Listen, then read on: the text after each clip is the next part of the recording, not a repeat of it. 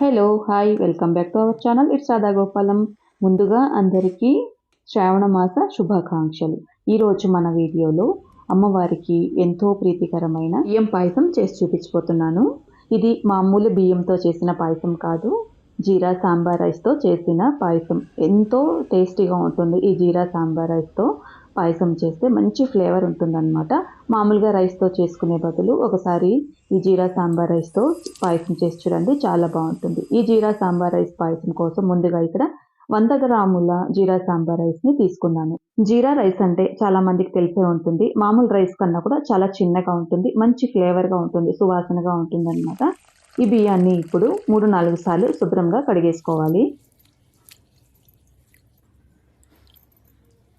ఇలా బియ్యాన్ని శుభ్రంగా కడుక్కున్న తర్వాత ఇందులోకి తగినన్ని నీళ్లు వేసి 20-30 నిమిషాల పాటు బియ్యాన్ని నానబెట్టుకోవాలి.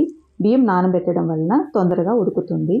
తర్వాత స్టవ్ వెలిగించి అడుగు మందంగా ఉన్న పాత్రలోకి 1 లీటర్ పాలు వేసుకొని కాచుకోవాలి. మనం తీసుకున్న 100 గ్రాముల బియ్యానికి 1 లీటర్ పాలు వేసుకుంటే సరిపోతుంది. ఇక్కడ నేను చిక్కటి పాలు తీసుకున్నాను. చిక్కటి పాలు అయితేనే బాగుంటుంది. తర్వాత ఇందులోకి ఒక చిన్న గ్లాస్తో నీళ్లు కూడా వేసుకుందాము. నీళ్లు వేసుకోవడం వలన బియ్యం అనేది ఉడకడానికి సహాయపడుతుంది. ఇక్కడ మనం పూర్తిగా చిక్కటి పాలు తీసుకున్నాం కాబట్టి పాలు కాగే కొద్దీ చిక్కబడుతూ ఉంటుంది. కాబట్టి బియ్యం ఉడకడం అనేది కాస్త లేట్ అవుతుంది. కాబట్టి కొద్దిగా నీళ్లు వేసుకుంటే బియ్యం ఉడకడానికి సహాయపడుతుంది. తర్వాత పాలు ఒక పొంగు వచ్చే వరకు కాచుకోవాలి.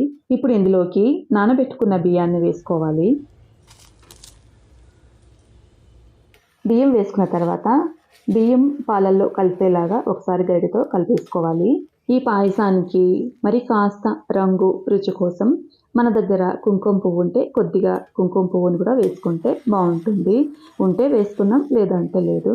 బియ్యం వేసిన తర్వాత మంటని లో టు మీడియంకి అడ్జస్ట్ చేసుకుంటూ బియ్యం కొంచెం తొందరగా ఉడకడానికి ఇలా వీడియోలో చూపిస్తున్న విధంగా మూత పెట్టి మధ్య మధ్యలో కలుపుకుంటూ ఉడికించుకోవాలి. ఇక్కడ చూసారు కదా, ఇలా మీగడ కూడా కడుతూ ఉంటుంది. దాని అంతటిని కూడా తీసేసుకొని బియ్యంలో కలిపేసుకోవాలి. మంచి చిక్కగా తయారవుతుంది పాయసం. చూస్తూ ఉంటే పాలు కాగే కొద్దీ చిక్కబడుతుంది.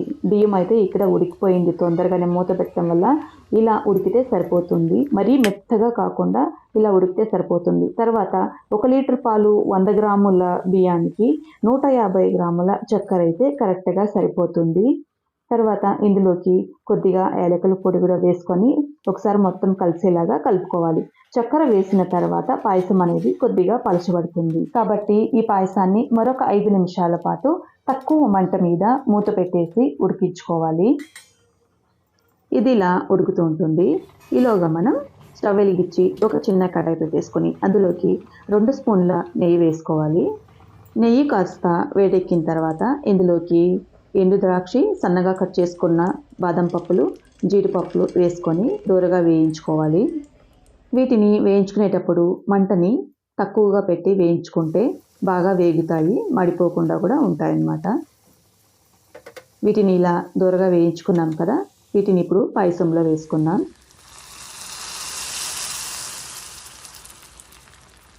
ఇప్పుడు మొత్తం కలిసేలాగా ఒకసారి కలబెట్టుకుందాం.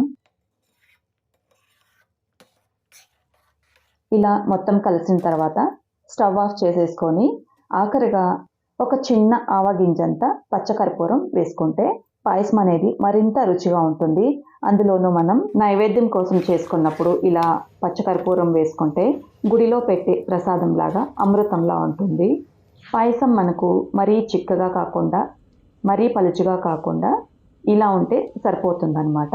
చల్లారేపాటికి కాస్త గట్టిపడుతుంది. మంచి చిక్కగా క్రీమీగా లక్ష్మీ అమ్మవారికి ఎంతో ఇష్టమైన పాలతో చేసిన బియ్యం పాయసం అమ్మవారి నైవేద్యానికి సిద్ధం. వీడియో చూస్తున్న మీ అందరికీ కూడా నేను చేసిన జీరా సాంబార్ రైస్తో పాయసం నచ్చిందని అనుకుంటున్నాను. నచ్చితే తప్పకుండా ఒక లైక్ చేయండి, షేర్ చేయండి, కామెంట్ చేయండి. మరొక మంచి వీడియోతో మళ్ళీ మీ ముందుకు వస్తాను. Thanks for watching.